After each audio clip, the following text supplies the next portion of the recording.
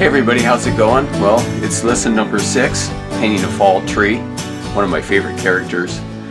And I'm going to sketch it out here first, and using my Blackwing pencil 602. And I just bought a pencil sharpener recently. I don't know if you can see it here. I got this from Costco.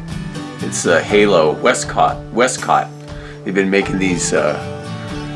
They've been making them for years and years, pencil sharpeners. But anyway, the one I just used, they gave me a little extra one too, so I'm outside here. Anyway, I'm starting to draw out the tree, and I'm doing the roots here. And I kind of do like a circular thing sometimes when I'm building stuff to sort of show the form and stuff. It helps with the foreshortening and all that. So that's what I'm doing there. And I don't know if this picture didn't come out really good, but you can kind of see what I'm doing. And I don't know what happened with the contrast, maybe because I'm drawing too light or something. But there I am going with the perspective rings. So over here I'm working on his arm, and I do zoom in kind of like in the editing. I go in closer so you can see what I'm doing with the hand because it's so tiny. So these videos this format is still relatively new to me. This is only my 6th video, so I'm still learning things, but here I'm going in and just blocking in the fingers.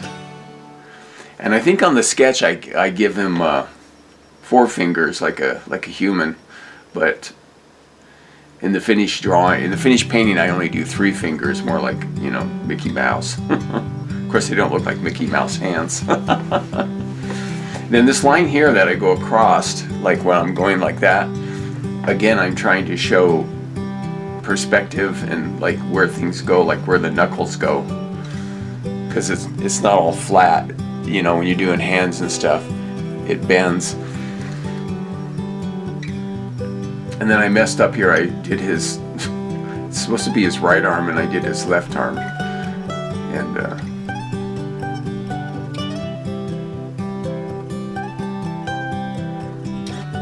And I'm putting his thumb over here. But I think I put the thumb on the other side to start. A lot of times I do stuff like this. Like I said before, you always make mistakes or goof things up, and there's no harm in doing that. That's how you learn and stuff. So this is his thumb here, which I'm gonna alter it a little bit. And I'm changing his pinky finger. So I kind of accentuated, or I extended that circular thing so I could see where the knuckle would go. But that really helps, when I'm learning so much more about hands and stuff over the last 3 years, and I draw a lot of them. So here I don't even know if you can see it, and I zoomed in a little so it's a little bit pixelated, but what I'm trying to show here is how when things are overlapping other things, that's when the line goes in front. So that arrow is just to say that's the one I'm doing.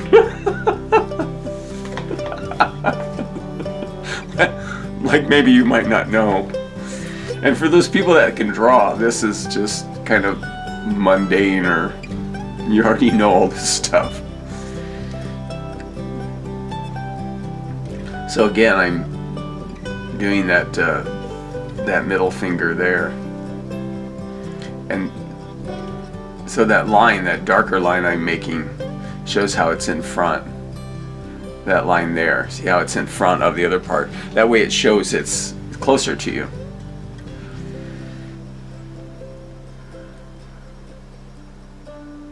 Forward. And it's the same thing with all these lines. And this also applies to doing, cartoony. This is cartoony, but it's a little bit more illustrative because there's a little bit more detail in this character. I wouldn't call it a cartoon. It's more of a humorous illustration, maybe. There again, I have a little arrow that shows how it goes past. And I'm trying to move I'm doing that in the editing. That little arrow there, it shows how the tree has a little bit of a forehead. It just makes it more believable, like a anthropomorphic character. And in the finished painting, I don't know if I followed those perspective lines, but this is a good example, again, of showing, like following the rings around it. It gives it more depth. But then on the nose, I kind of didn't apply that. I just went straight out sideways. But it still works. But you can see how I'm following that line that goes around. So when you want to do something a little bit more sort of realistic and give it more form and depth and perspective and foreshortening, use those lines, because those are like perspective lines. And then of course that line, or that eye, you make it thinner. You know, thinner because it's farther away. And I do that all the time with all my characters. I love the 3/4 view. I think it speaks the most.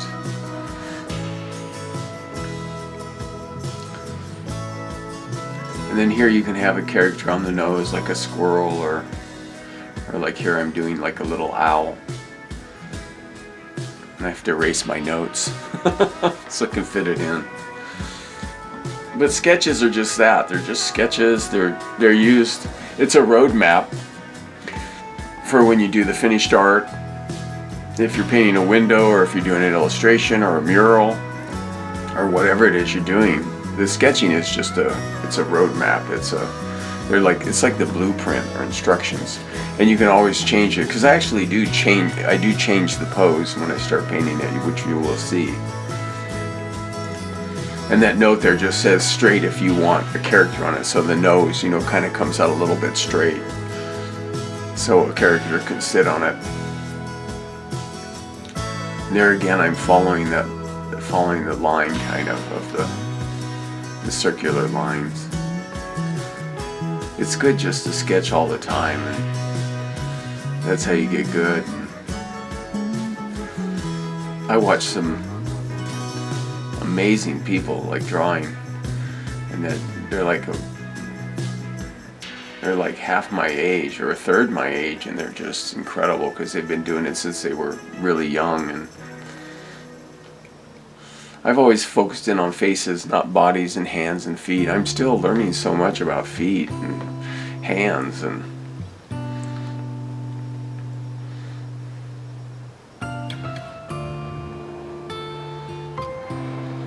so here I'm just working on the mouth. And the tree character, I really like him. He's kind of a cool character. He can be kind of creepy too, though, creepy looking. I remember watching Wizard of Oz when I was a kid. Man, I love those flying monkeys, but I love those trees. They're throwing the apples back at Dorothy and her gang.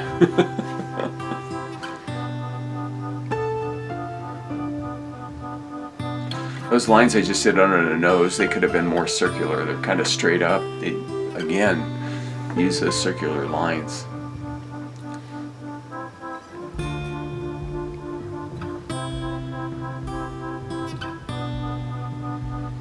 I love sketching. It's so nice to be retired because, man, it's always been a dream of mine. I always thought, God, what if you had a whole year just to sketch and draw and learn stuff? And I got more than a year. I think that's about it. Oh, I was working on some, I think the roots on the bottom. As far as colors, this one's pretty easy to paint, but as far as lines, it takes quite a while.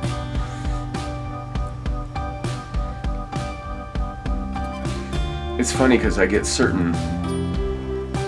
certain motions with my hand that I get stuck with. They're like fixed ideas, you know, about things. And I get lazy and I don't want to do all the circular stuff and this and that.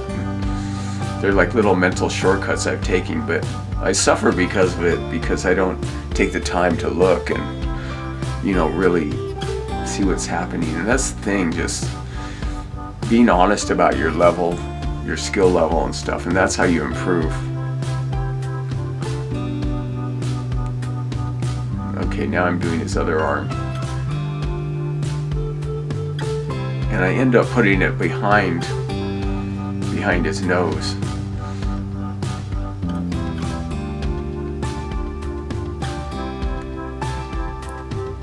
You can always erase and change, and you could start over with this, you could redraw it, it doesn't matter. There I am looking at my hand, using it as a... So I'm trying to make him kind of wave now. Got to get rid of that leaf so I can fit his hand in.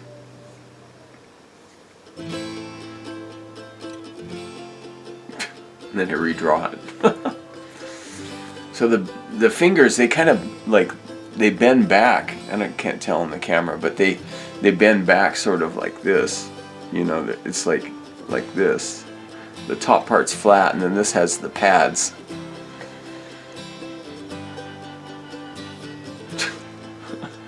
There I am posing. And so the next finger will overlap that first finger at the bottom and bring the line down past it. That again gives it perspective. But at the same time, I'm trying to follow the circular path that I've drawn out as a guide.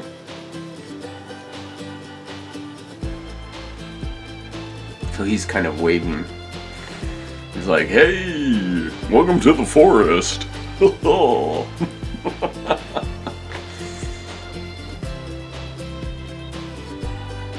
There I am, just redrawing it for you to kind of see it again.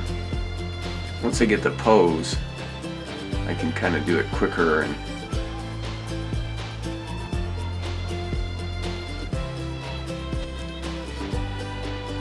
the thumb should have been a little bit lower. And I'm just going in and kind of beefing it up and stuff.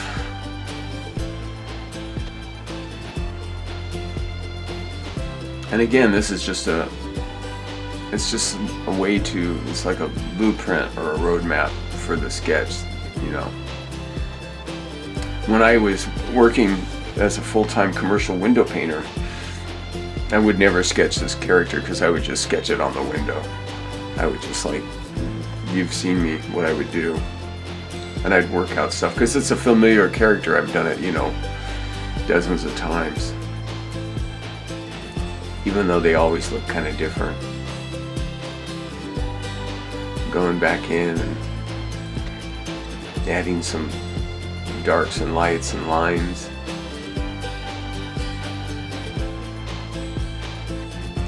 This video is kind of long, by the way, because I get into brushes too. Like I've just got some new brushes in. And I'll list them out and stuff so you can check it out. There it is.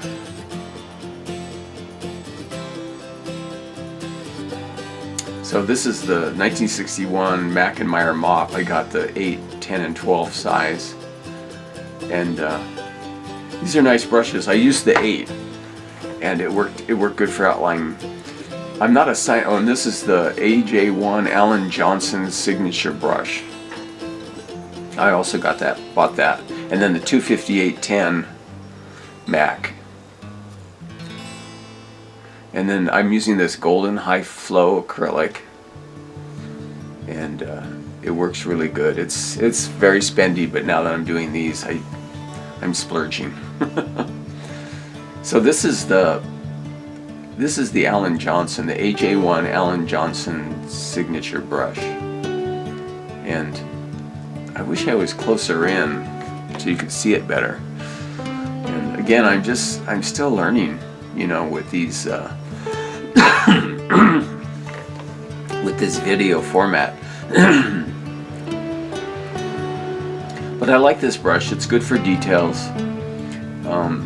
For really large, sweeping, thick and thin lines, I will use the Mack 162, and those are flats. And I use all 4 sizes. I think there's a 1/4 inch, 1/2 inch, 3/4 inch, and 1 inch, something like that. But those are great for that. But so this is the first time I've tried this one, the Alan Johnson signature brush. But it's nice. I mean, it gets some really nice, clean lines.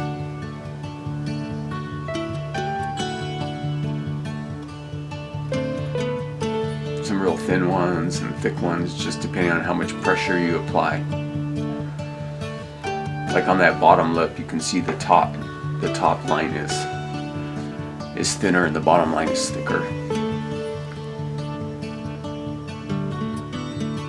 And I don't know if people letter with these brushes. They would have to be really small letters.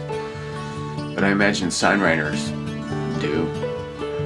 I don't have that skill level as far as sign writing to be able to do any lettering with this. I mean, I do a little bit lettering with it. I think I write the name of the brush out in it, but you'll see I'm not too good at that.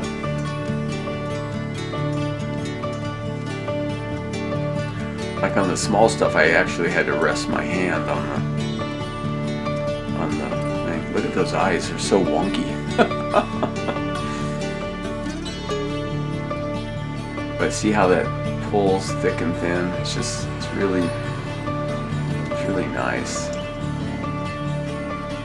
I wouldn't say this is my first pick, but I like having the brush.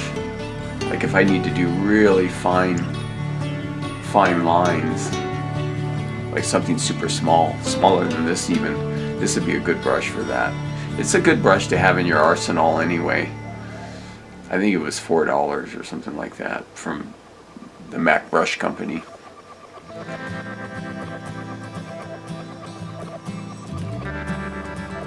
And there's other brushes out there. The reason I use these brushes too is they are synthetic. I only use synthetic brushes. It's pretty cool though. So yeah, this video is pretty long. I think I clocked out at 45 minutes. And that's because I'm doing all this extra stuff here with the brushes. So I decided to speed it up because it's just, but you can see on the side there, AJ1 Alan Johnson, I lettered it out. This is the Mack 258. And I think this is probably going to be my main brush for doing small details, but at the same time I get really thick lines. And this is the number 10. But I think this is, oh, that's funny how I turned that 10 into an eyeball. So that's probably going to be the brush. Now this, I lost the footage on it. This is the Mack 162. This is the one I was talking about, the flats. And this one you can use for lettering too. And you can use the Mack 258 for lettering also. So I'm probably going to be mainly using those two, but I also later on talk about some other brushes too. So yeah, you saw the mist tints. I get them for like $1.25. You saw I got my gray. I mixed some gray in with some black, and they were both mist tints. Just using the regular standard 4-inch roller and drawing it out. I drew those circular lines, but I didn't follow them exactly when I started doing the character. I kind of changed it up a little bit. So far it looks like the drawing pretty much.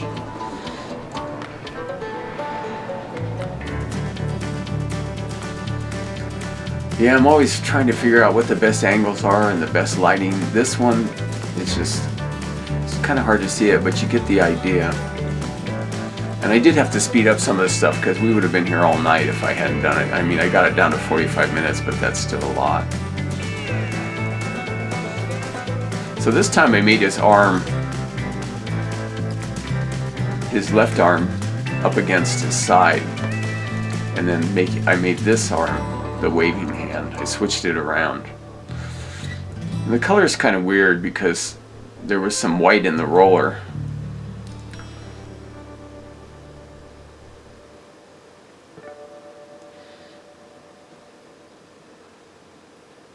So he's waving still, but he's got his left arm up against his side.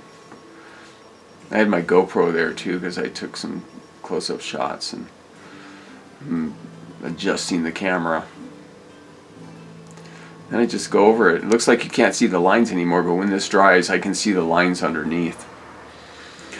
And you probably noticed I didn't put down a white base, and that's because when I use gray or certain colors, you don't really have to.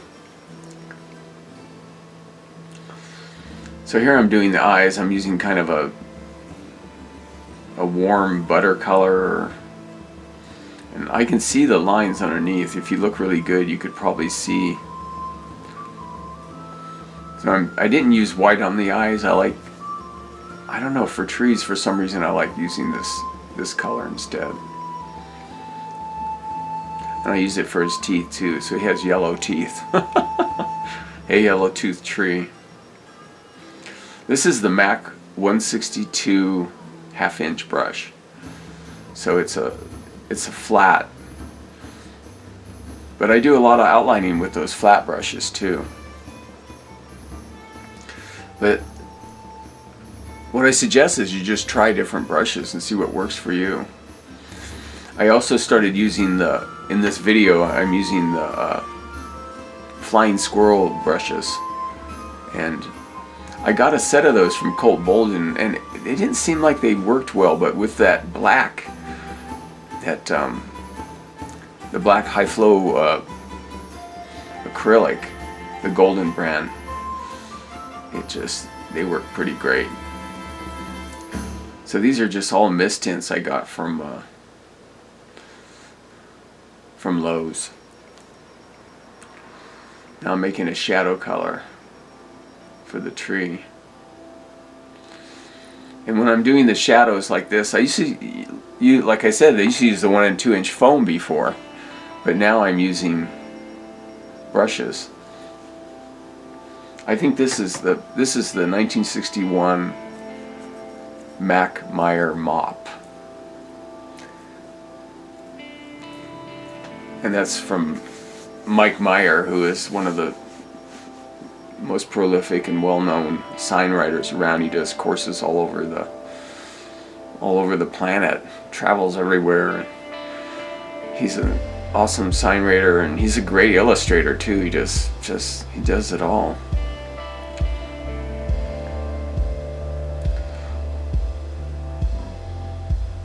So this is the Mack Meyer Mop, and you can see, look at that thin line, and it comes in various sizes too. I think the 8, 10, and 12.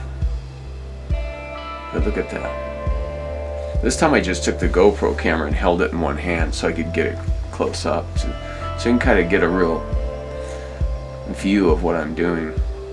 But yeah, I use quite a bit of water. And then I just wipe it on I have a little towel on my pants. Ah, it's a beautiful, beautiful brush.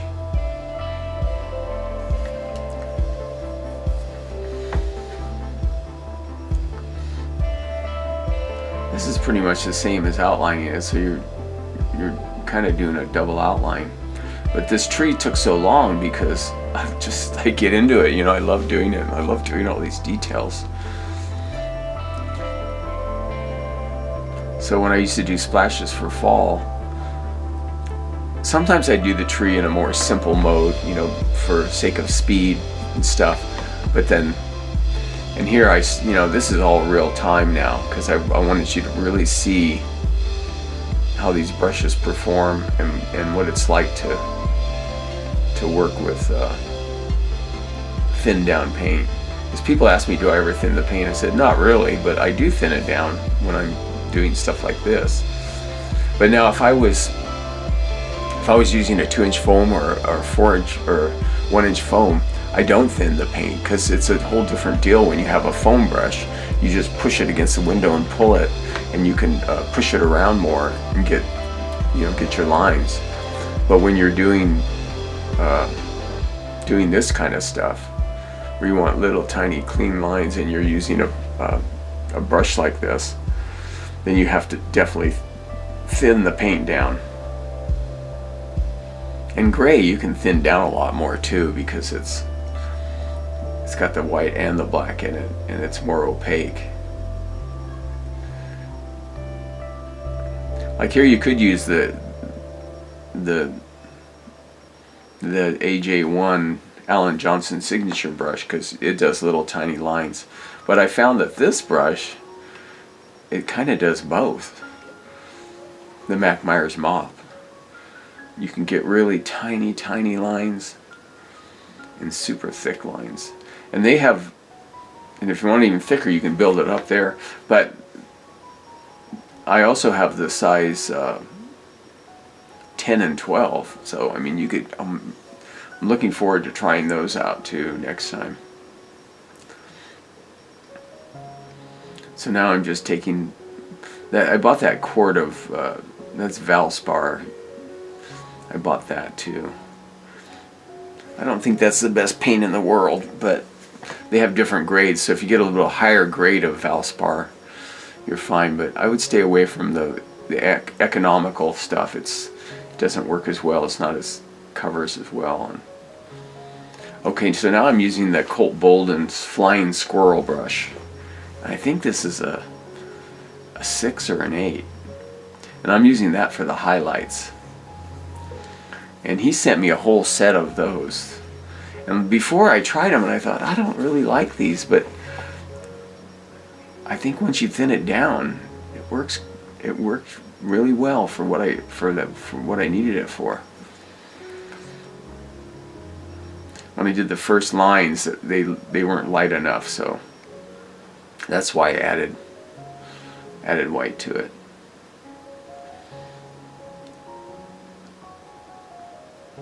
I found that using my phone worked good too, but I'm trying to, in this one I wanted to use the GoPro and try to get up close so you could see what I'm doing.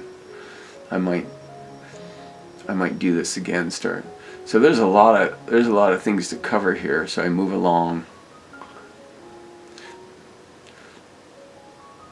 But you can see that brush handles really well.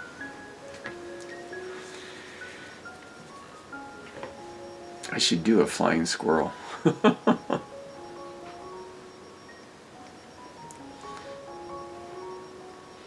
But you can see why this video took so long.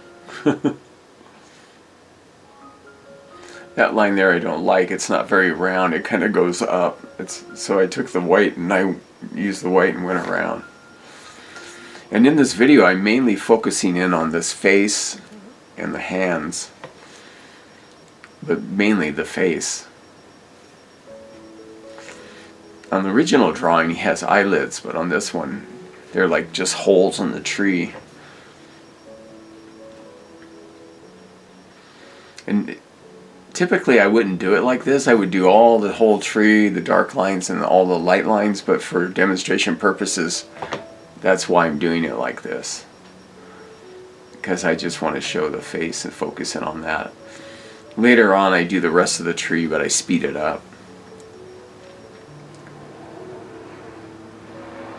But I think this works well where I just hold the GoPro in my hand, my other hand, and I can get in there tighter. And plus my hand's not in front of the camera like last time. You know, I was kind of complaining about, why do I do it like that? The camera's in front of, I mean, my hand is in front of the shot. Makes my arm look so long. I think I'm switching to a different brush. I think this is the, I just wanted to switch to try. This one makes really tiny lines. This is the Mac 258.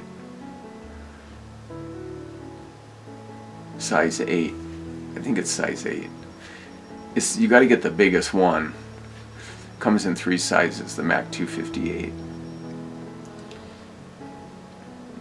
Those are sweet lines. They're just, that one's cool where it gets thick, and you can do that too to give it a little bit of believability.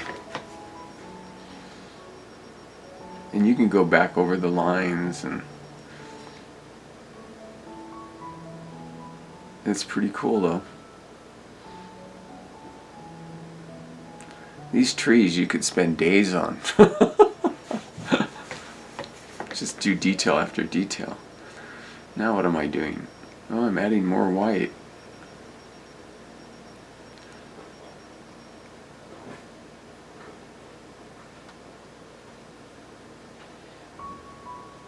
I just dump it in. I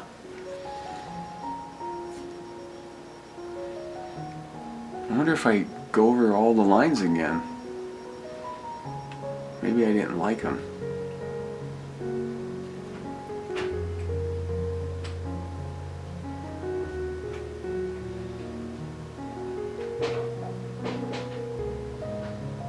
Let's see what I'm up to.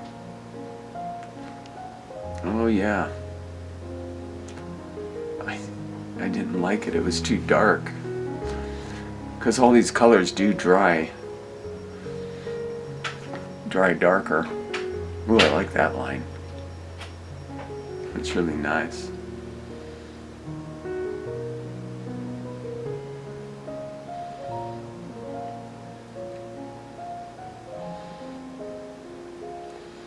So I guess it's I guess I decided to go over all of them.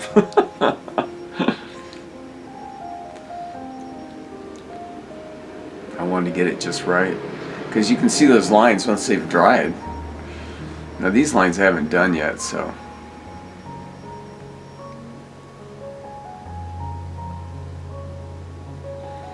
And I usually pick a side to put the light on, so I'm putting the highlights on the left side of the dark gray line. You just pick a side. These look better anyway. They're kind of more fleshed out, thick and thin.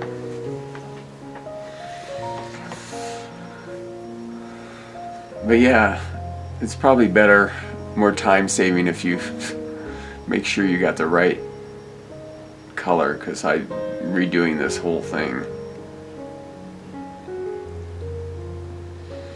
And that's fine. And it's good for demonstration purposes. I should have a t-shirt that says that. It's good for demonstration purposes.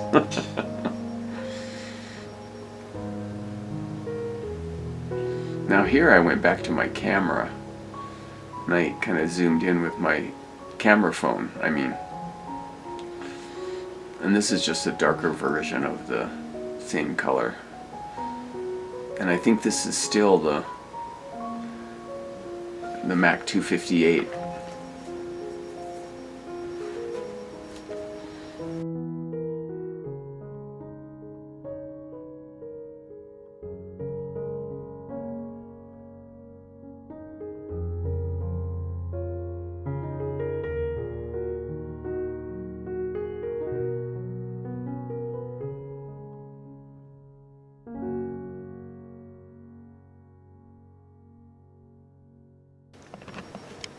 That was weird, my camera died.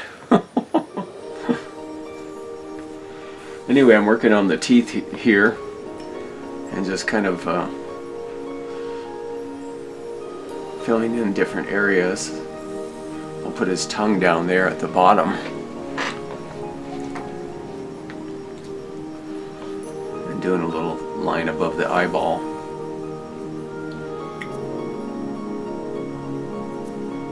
Yeah, I forgot to plug in the power to my camera, so it was running off batteries and it just stopped.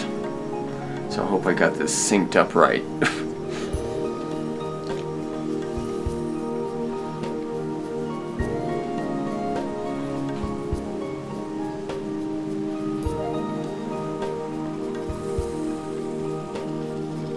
And here again, I usually do all the colors first, and then I do the black, but again, for demonstration purposes, I'm doing the black here. And I'm not sure which brush that is. I think I'm still using the Mac 258. Usually tell by the tips what brush it is, and this one's just black.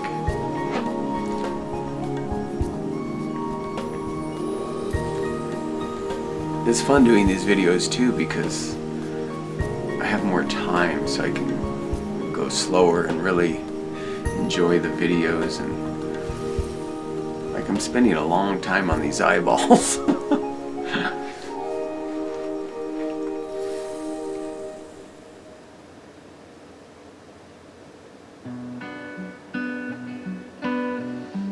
You've seen all my videos where I'm just hauling ass, basically.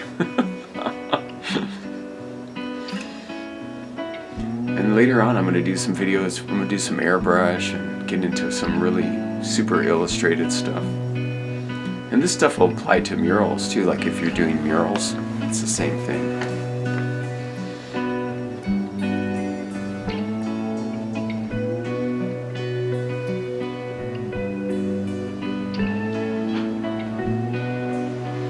Here's the fun part.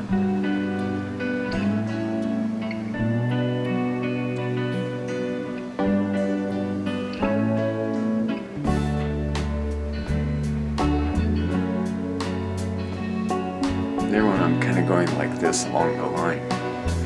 But any of the brushes I showed you, except for that, I probably wouldn't use that Alan Johnson brush for this because I want to be able to do some thicker lines. But the Flying Squirrel brush from Colt Bowden and the Mack Meyer Mop and the 162 flats, the Mack 162. Actually, the Mack 162, you couldn't get these kind of lines. It would be challenging. But the bigger lines, you could do that with a flat. But any of the other brushes, you could do this with them.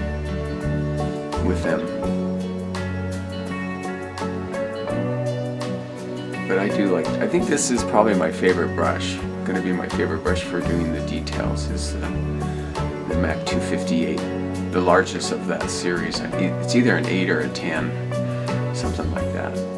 But for doing these fine details, like those little tiny wispy lines on his teeth.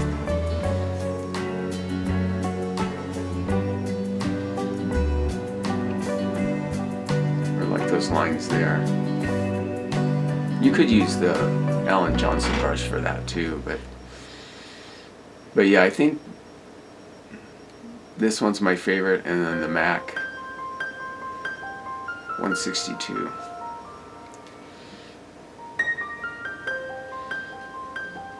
He is a bit creepy. I mean, come on. He's like, welcome to the forest. Oh, there it is. Can't see it though.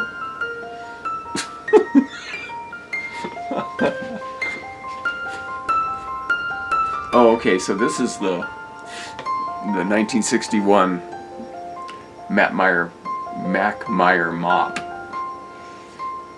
because I wanted something a little bit stronger, bolder.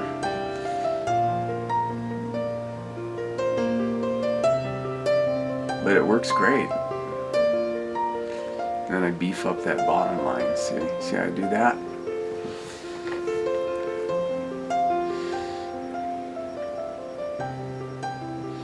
So yeah, one of the reasons this video is taking so long, I think I got about 6 minutes left, is doing all this, the brush work, the outlining stuff. But this should answer any questions you guys have about the outlining brushes.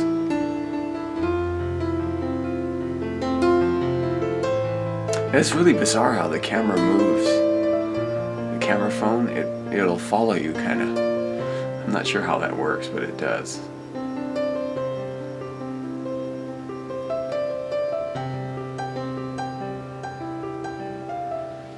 See, the 1961, it even handles the little lines.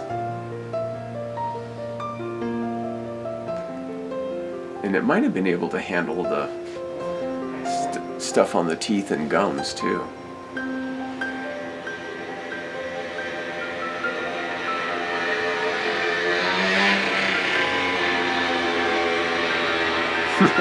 Someone's having fun. Like a little go-kart outside. And I'm here on the Fallon Paiute Shoshone Indian colony. That's where I'm going to build my house too. Or have our house set up. It's a manufactured home. And I hope to keep making these videos. I hope you guys make some comments and let me know what you think. I love getting the comments.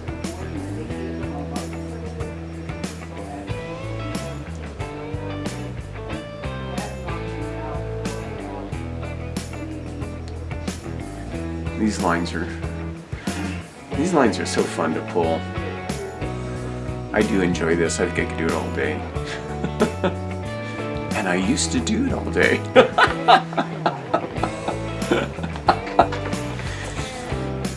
I do end up going under his nose. I take a flat, the flats, the Mack 162. You kind of get the paint on them and you go like this. You get them really dry, and then you can do these cool, like underneath things like shadows, and it looks like you went like this with a brush a bunch of times.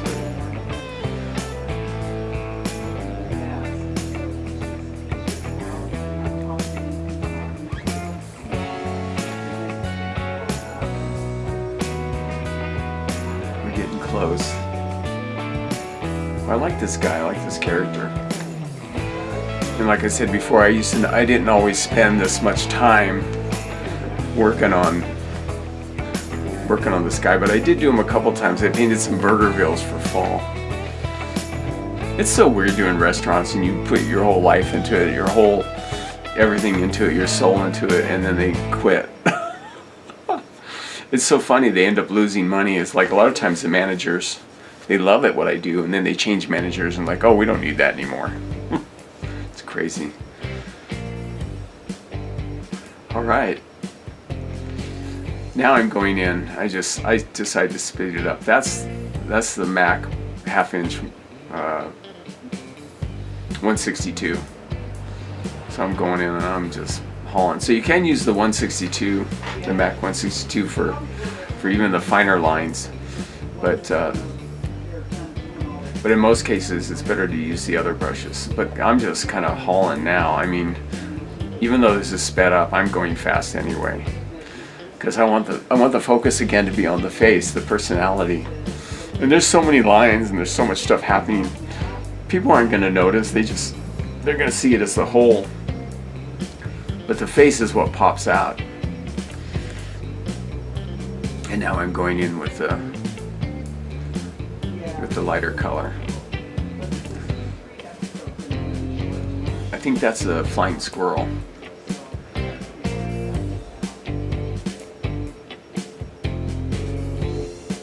It was a blue brush with a red tip. That's the Flying Squirrel. I forget the number. I'll have to figure it out. But he gave me a whole set of them, Colt. And like before, like I said, I told him, I go, these don't flow. They're not as fast, but look, I'm doing it. So that's a good brush to get your hands on too. Flying Squirrel Brush Company.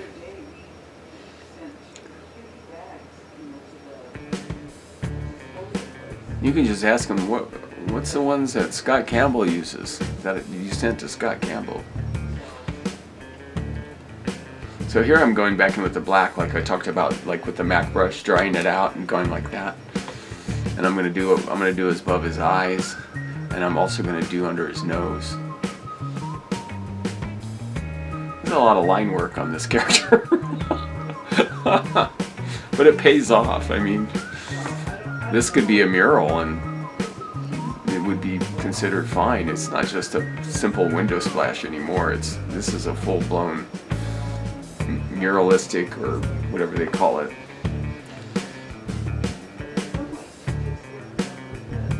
See, I did his eyes and under his nose too. Oh, here I went back to a different one. Oh, there we go. Hey, thanks for hanging out. Thanks for putting up with me for 45 minutes, and I'll see you next time. Bye.